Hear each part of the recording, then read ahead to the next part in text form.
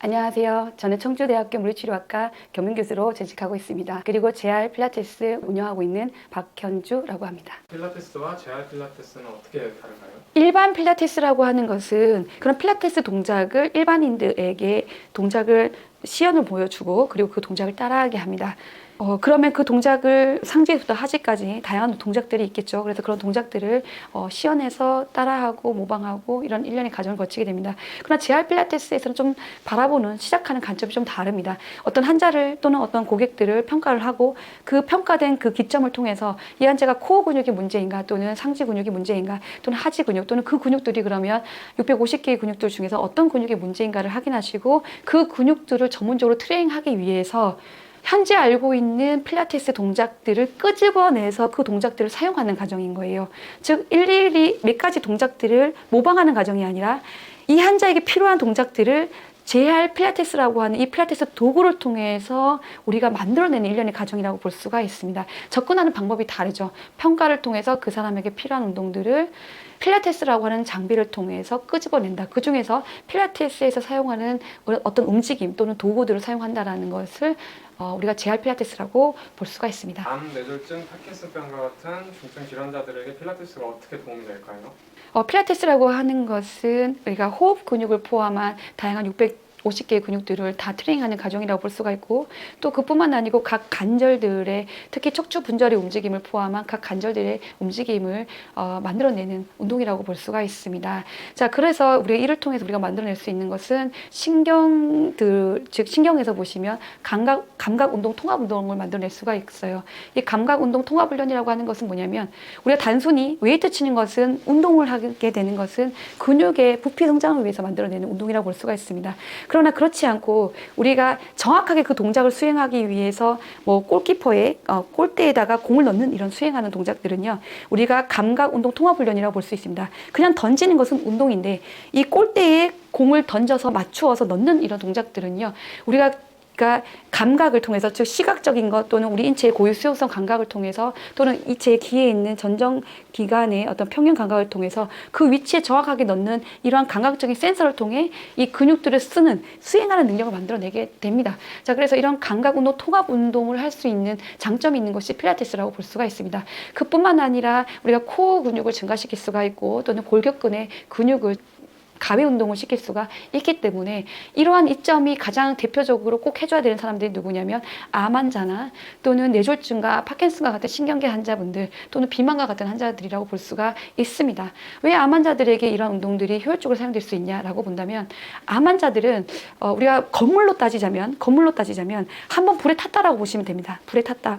즉 불에 타서 한번 그을린 어떤 건물이라고 볼 수가 있어요. 근데 그 그을린 건물들을 파괴시킬 수는 없지 않습니까? 그죠? 그럼 그 건물들을 다시 리모델링을 시켜야 됩니다. 모든 부분에 리모델링을 시키셔야 돼요. 벽지부터 바닥부터 해서 다 모든 공사가 들어가야 됩니다. 그 이유는 무엇이냐면 암이라고 하는 세포들이 자라기 위해서는 우선 골격근들을 죽이기 위해서 정상적인 세포를 죽이기 위해서 먼저 그 골격근을 죽이는 호르몬이 먼저 나타나게 됩니다. 그럼 이 호르몬들에 의해서 골격근이 먼저 죽어요. 파괴를 시켜요. 그러고 난 뒤에 이런 암세포들이 부피를 또는 숫자를 엄청나게 빠른 시간에 증가를 시킵니다.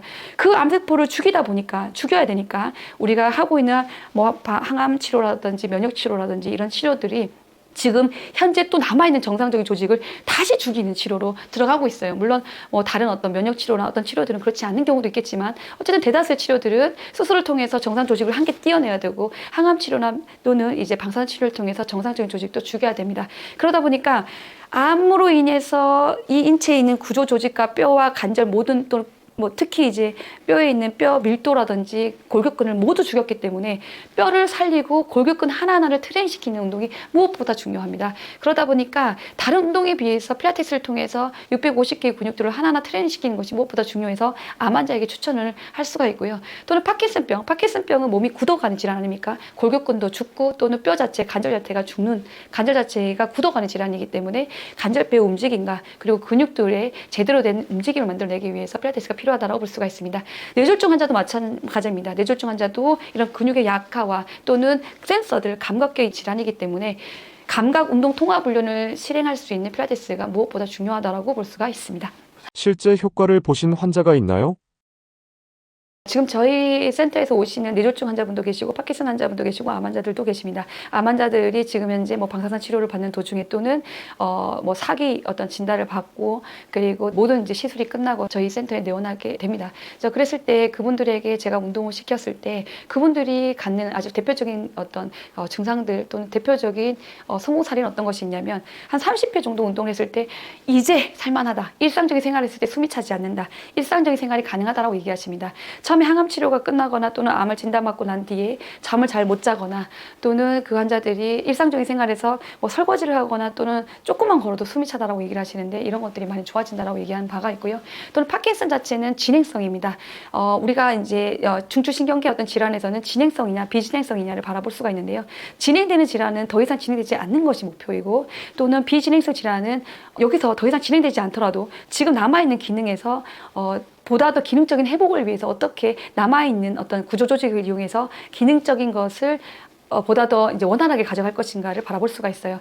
자, 그런데 이런 파킨슨병은 진행성이기 때문에 막는 게 우선입니다. 점점 가면서 못 걷기 때문에 우리가 걷지 않게끔 되는 그 상황을 막기 위해서 노력을 하게 되는데요. 현재 저희 파킨슨병으로 인해서 걷지 못했던 환자가 걷고 뛰는 사례가 많이 볼 수가 있어요.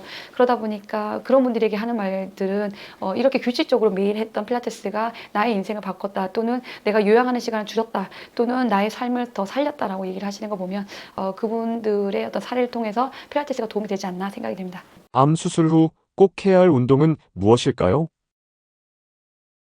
기존의 암 환자들에게는 운동을 하지 않을 것을 즉 금기사항으로 바라봤습니다. 이유는 운동을 하게 되면 암의 전이가 더 빨라지지 않을까라고 우려를 했기 때문입니다. 현재는 운동을 통해서 암 환자들의 다시 재발률이라든지 또는 사망률에 우리가 감소시키는 것으로 현재는 밝혀졌습니다. 대부분의 암에서 우리가 규칙적인 활동은요, 암 환자들의 재발을 줄이고 그리고 사망률을 감소시킬 수 있다라고 현재는 말을 하고 있습니다.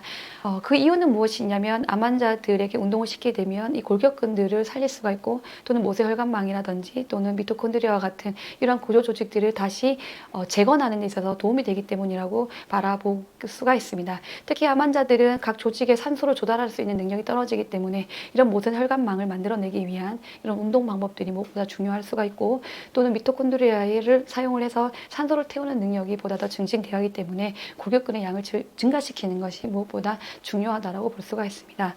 암 환자들에게 가장 기피해야 되는 동작들은 운동을 하지 않는 것, 즉 비활동성을 피해야 합니다. 어떻게든 운동을 하셔야 합니다. 아프면 아픈 대로 또는 아프지 않으면 아프지 않은 대로 그래서 피로를 최소화시키는 방법에서 운동할 것을 권해드립니다.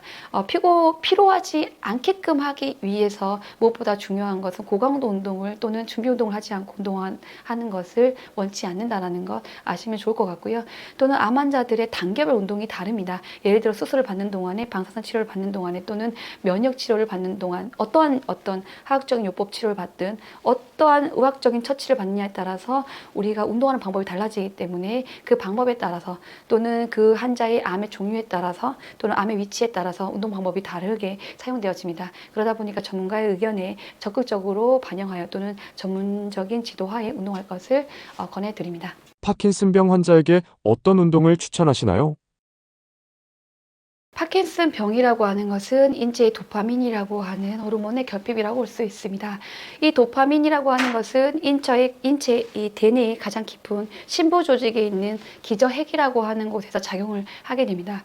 그럼 이 기저핵에서의 작용이 많이 떨어진다는 것을 볼 수가 있는데요. 그럼 이 기저핵이 어떤 역할을 하는가를 생각해 볼 필요가 있습니다. 대뇌 피질이 있고 대뇌 피질에서 어떤 운동에 대한 명령을 내리기 전에 기저핵에서 먼저 정보를 줍니다. 그럼 이 기저핵에서는 우리가 걷는다는 행위를 한다든지 무슨 움직임을 행했을 때 얼마만큼의 높이를 들고 어떤 근육을 동원시키고 어떠한 근육들을 어떠한 순서들을 동원을 시킬 것이며 그 위치와 움직임에 대한 어떤 계획을 세우게 됩니다. 그럼 이런 계획에 차질이 생기는 것이 파킨슨병의 환자의 특징이라고 볼 수가 있습니다. 그러다 보니까 우리가 인체가 점점 이렇게 굳어가는 이런 병을 가진다든지 거북목이 됩니다. 그래서 거북목 자세를 만들고 이 자세가 만들어지고 그리고 인체의 움직임이 느리거나 또는 우리가 원하는 만큼의 움직임이 나오지 않고 멈춰야 할 때 멈추지 못한다는 것 또는 장애물을 건널 때 장애물을 못 건넌다든지 이러한 병들에 의하여 우리 인체의 움직임이 줄어지는 그런 병이라고 볼 수가 있습니다. 그러다 보니까 우리가 이런 환자들에게 해줄 수 있는 것은 뭐냐면 각 분절들의 움직임들을 증가시키는 것. 그래서 척추의 분절들 그리고 관절들의 움직임 증가시키는 운동들이 무엇보다 필요하고요. 그리고 각 근육들을 제 기능을 할 수 있게 제 타이밍에 쓸 수 있게끔 그리고 적절한 강도의 힘으로 힘을 만들어낼 수 있게끔 하는 것이 무엇보다 중요하다라고 볼 수가 있습니다. 그래서 이러한 운동들을 만들어내기 위해서는 우리 운동의 명령 체계를 보시면 감각 시스템이 들어가고 운동이 나오기 때문에 감각과 운동 시스템을 돌릴 수 있는 이러한 시스템을 함께 동원해야 된다는 것이 무엇보다 중요합니다. 필라테스는 이러한 관절 각각의 운동을 동원시키고 근육을 가외시킬 수 있고 그리고 이러한 움직임들이 원활하게 만들어지기 위해서 센서가 올라가서 운동이 나오는 감각 운동 통합 훈련을 시킬 수 있기 때문에 필라테스가 파킨슨 환자들에게 도움이 될 수 있다고 말씀드릴 수 있습니다. 운동으로 정신 건강도 향상시킬 수 있을까요? 운동을 하게 되면 우리 인체는 일정한 기간에 신경계가 만들어지고 보다 더 원활하게 활동을 하고 그 다음에 골격근의 부피를 키우고 모세혈관 망을 만들어내고 그리고 우리 조직에서 보다 더 산소를 많이 태울 수 있게끔 이러한 과정을 거치게 됩니다. 그것이 보통 3, 7일 내에 보통 만들어지고 그 다음에 3개월, 100일 내에 만들어집니다. 그리고 6개월, 3년 이렇게 보통 3년 정도 주기를 끝나서 우리 인체는 하나의 서클을 지났다. 즉 3년 동안 만들어진 어떤 행위들이 쭉 평생을 이어갈 수 있다고 볼 수가 있어요. 그래서 3살 버는 8까지 간다라고 볼 수가 있는데요. 우리가 뭔가를 다짐해서 우리 인체에 지금 현재 가지고 있는 이런 신체의 어떤 그것을 변화시키기 위해서는 3년이라고 하는 그 시간들이 필요하다라고 볼 수가 있습니다. 자, 그러면 무엇보다 중요한 것은 이런 골격근의 변화, 모세혈관의 변화, 이런 변화들을 만들어내는 것이 운동의 효과라고 볼 수가 있는데요. 그러면 이러한 골격근들 또는 이런 혈관계, 모세혈관계 또는 뭐 미토콘드리아계 이렇게 변하게 위해서 이런 골격근들의 부피를 무엇보다 증가시키는 것이 중요하다라고 볼 수가 있습니다. 그런데 이런 골격근들은요, 얘네들이 옛날에는 이제 그렇게 판명되지 않았지만 그 이후에 2000년대에 들어와서 이 골격근도 하나의 내분비 기관이라는 것이 판명이 되었습니다. 내분비 기관이라고 하는 것은 인체에 일정한 호르몬을 만들어서 인체에 분비를 한다는 것인데 이러한 인체에 만들어내는 호르몬에서 우리가 알고 있는 갑상선에서 나오는 호르몬들 많이 알고 있을 것입니다. 그러나 골격근도 이와 같이 내분비 기관으로서 일정한 호르몬을 분비하고 있습니다. 이것이 대표적인 우리가 마이오카인이라고 하는 호르몬입니다. 이 호르몬은 뇌를 포함한 각 조직과 기관 에 있어서 영향을 미치게 됩니다. 이 호르몬들은 우리 인체에 들어보셨겠지만 우리 인체는 호르몬의 노예라고 합니다. 그래서 우리가 기분이 좋고 나쁘고 심장 박동수가 빨라지고 잠을 못 자고 이런 자율신경의 모든 어떤 이런 변화들이 이런 호르몬에 의해서 나옵니다. 그러나 이런 호르몬을 주관하는 어떤 대표적인 기관이 골격근이고 이 골격근에서 나오는 내분비 호르몬인 마이오카인에 의해서 우리 인체가 조절된다는 것을 봤을 때에는 정신세계에 상당히 지대한 영향을 미친다라고 볼 수가 있을 것입니다. 특히 우리가 운동을 해서 골격근이 자람에 따라서 만들어지는 호르몬 중에 가장 대표적인 것이 베타 엔돌핀입니다. 이 엔돌핀은 기분이 좋아지는 호르몬이에요. 그래서 심리적인 영향이 상당히 긍정적인 영향을 미치게 되고 이러한 호르몬의 영향으로 인해서 우리가 운동을 하면 할수록 운동 중독이 걸린다고 합니다. 특히 우리가 운동을 하면서 나오는 이런 호르몬들은요, 우리가 마약을 했을 때 나오는 호르몬들의 대부분의 호르몬들이 나온다라고 얘기를 합니다. 양은 작지만 마약을 했을 때와 비슷한 호르몬들의 그런 호르몬들이 인체에서 나온다라고 생각하시면 됩니다. 세로토닌, 도파민, 베타 엔돌핀 이런 것들이 호르몬들이 나와서 인체에 작용을 하기 때문에 그래서 우리 심리적인 영향을 미치는 요소가 상당히 크다라고 볼 수가 있습니다. 다시 말해 골격근을 운동을 통해서 골격근이 만들어지면 우리가 마이오카인이라고 하는 내분비 호르몬이 나오고 이 호르몬들이 우리 인체의 정신세계에 미치는 영향이 지대하다라고 볼 수 있습니다.